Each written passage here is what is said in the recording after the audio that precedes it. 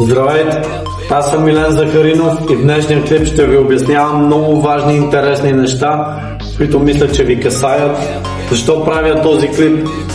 Защото искам да дам стойност и защото обичам да виждам образа си на камера. Готино! А днешния клип ще е именно за как алкохолът влияе на мозъка.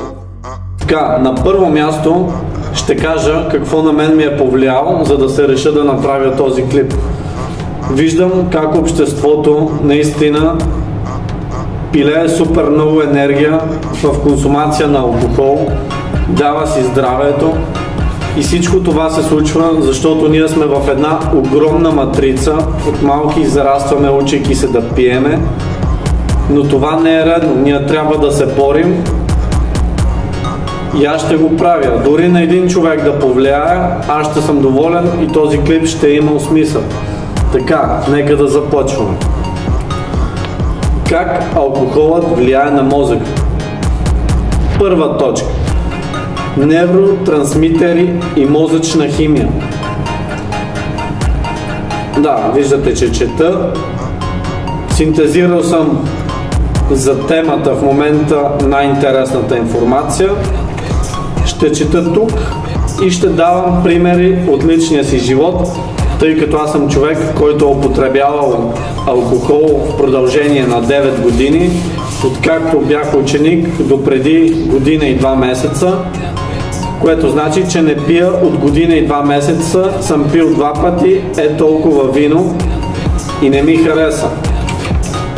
Щом аз мога да го направя след толкова години употреба, вярвам, че можете и вие, и сега ще ви дам причини защо да го направите. Причина номер 1. Алкохолът нарушава баланса на невротрансмитерите, химични вещества в мозъка, които предават сигнали между нервните клетки. Той засилва ефекта на гама-аминомаслена киселина, което води до чувство на релаксация, но така намалява активността на глутамата, което забавя мозъчните функции. Тук като цяло фактите обясняват едно, че когато пием алкохол, започваме да мислим по-бавно и мозъка започва да се мъчи. Това нарушение води до забавяне на реакциите, нарушена преценка и загуба на координация. Аз като човек, който съм пиел алкохол и който е дружал с хора, които пият алкохол, прекрасно съм изпитал тези негови действия. Наистина това е нещо, което не е приятно, да се чувстваш глупав. Мозъка е нещо, което ние ползваме всеки ден и трябва да се грижим за него, а не да го разрушаваме. Увреждане на мозъчните клетки. Дългосрочната употреба на алкохол може да причини необратимо увреждане на мозъчните клетки, особено в областите отговорни за паметта, обучението и концентрацията. Някой изненадан едва ли има.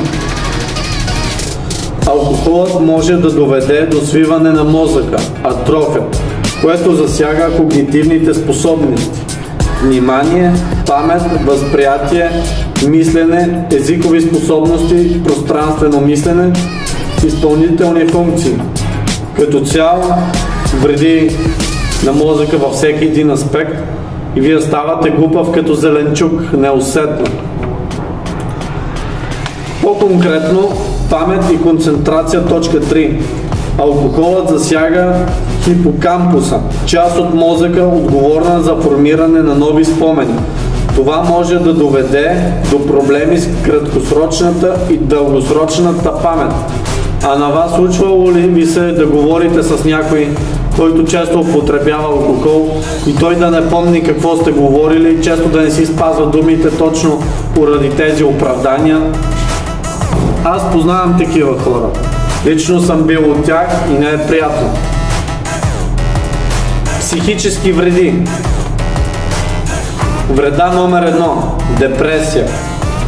Лично за мен това е много интересно, защото много хора си мислят, че са в депресия и не знаят защо, сега ще ви обясна. Алкохолът е депресант и може да засили чувствата на тъга, безнадежност и изолация.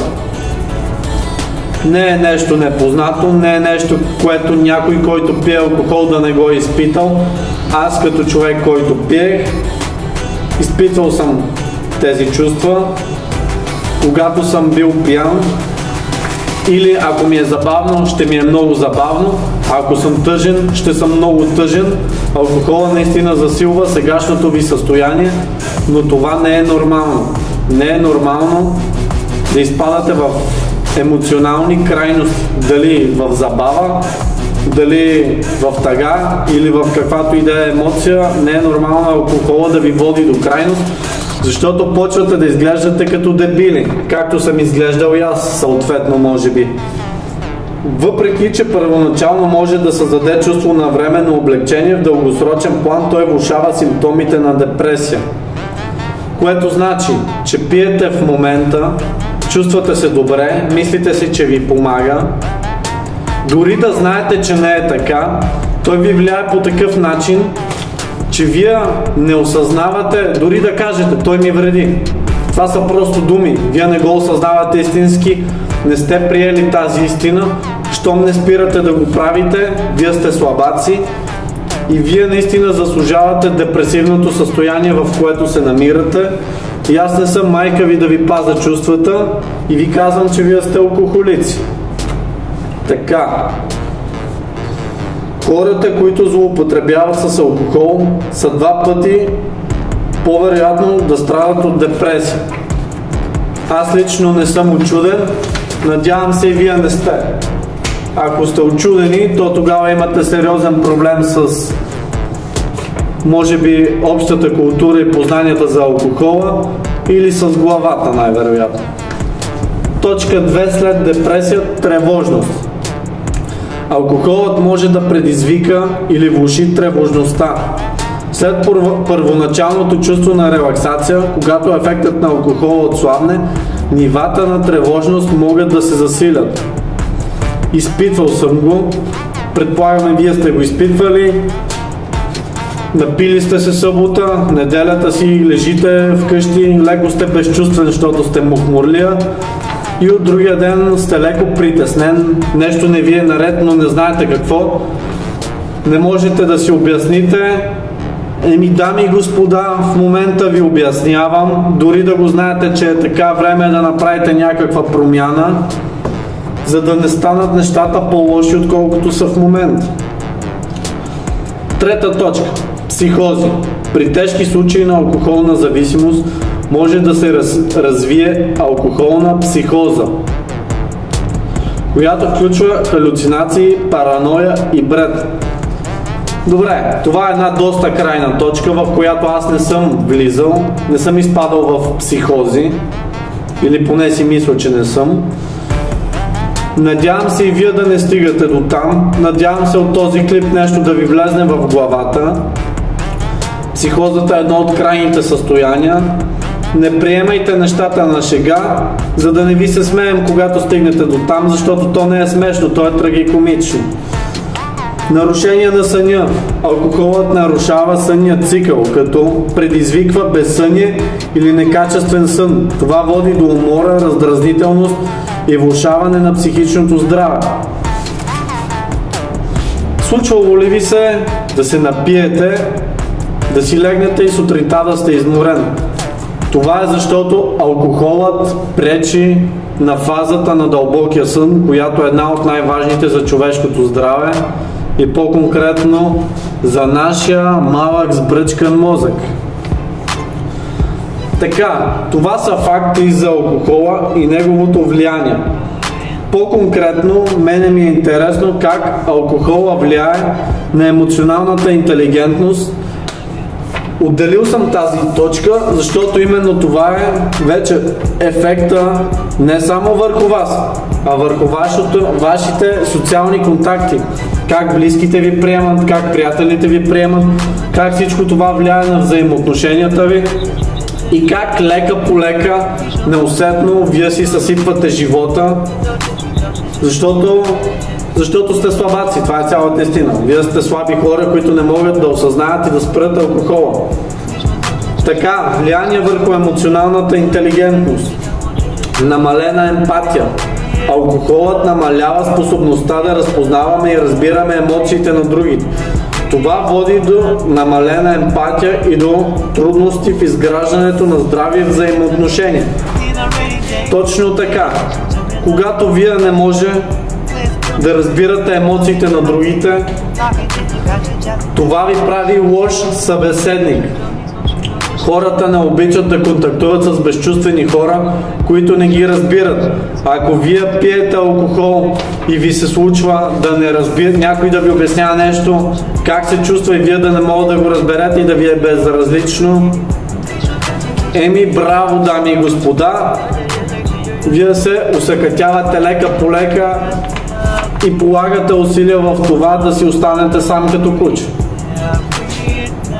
Втора точка – емоционална нестабилност. Алкохолът може да предизвика емоционална нестабилност, като води до внезапни промени в настроението, от еуфория до гняв или тъга. Така, за сметка на първа точка, в която има моменти, в които вие сте леко захабени емоционално и също не може да познавате емоциите в другите,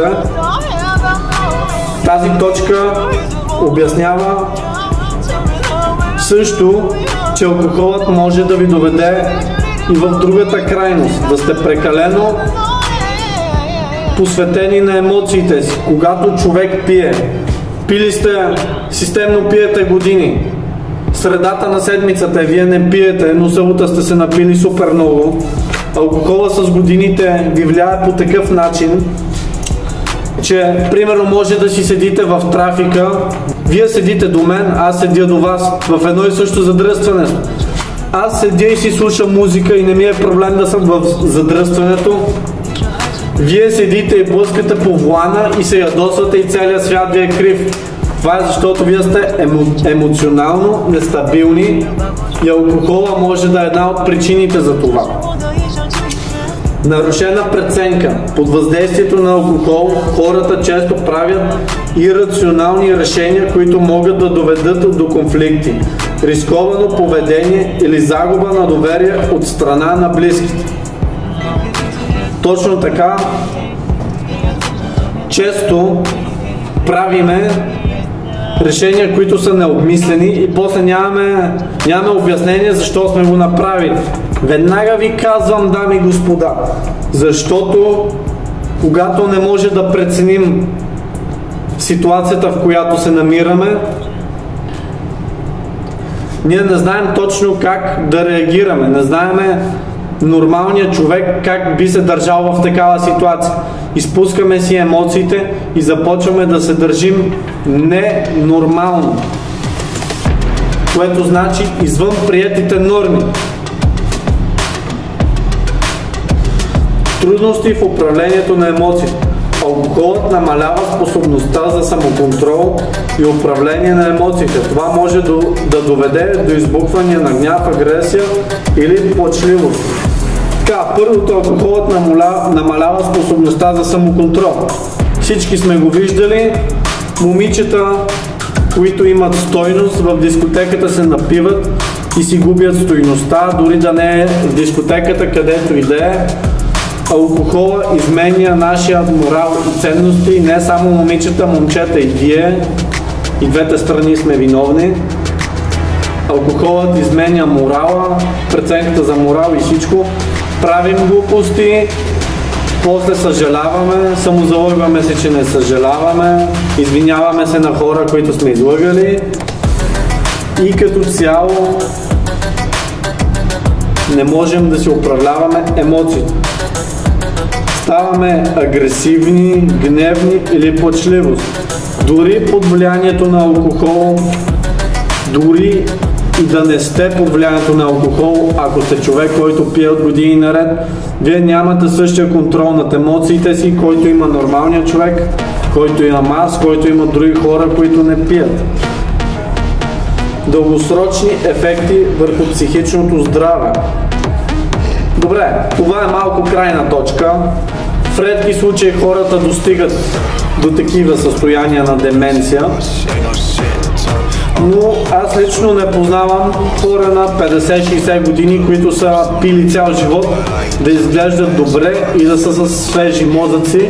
Всичките мъдри стари хора, които познавам, не са алкохолици и не се напиват. Това е страхотен показател и пример, че алкохола на старини, дори да не ви пречи на младини, на старини ще ви превърне в един страхотен зеленчук, за който околните, близките трябва да се грижат, понеже си е изгубил цялата мозъчна функция и дейност и не може да се оправя сам в живота, не полага грижи за себе си и като цяло аз такива хора ги наричам паразити. Алкохолна деменция. Дългосрочна употреба на алкохол може да доведе до алкохолна деменция, която включва загуба на памет, трудности в ученето и намаляване на способността за решаване на проблема. Това е повърхностно обяснено как действа деменцията. Познавал съм хора с деменция, те вече не са сред нас, за съжаление. При тях не е било от алкохол, но все пак деменцията е много сериозно състояние, от което няма излизане и отключили се деменция, нещата приключват. Затова, ако може алкохола да не е една от причините, с които това заболяване да се стимулира, ще бъде отлично за нас. Зависимост и изолация.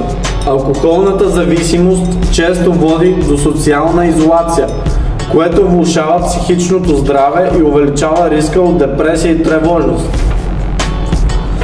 Точно така, когато често пиете алкохол, когато пиете, вие сте на маса с приятели и ви е добре, но с времето алкохола така ви завърта, че освен с алкохолици, вие с други нормални хора не можете да контактувате, защото нямате общи интереси. Нормалният човек, разбира се, не иска да има в обкръжението си неконтролируем пияница.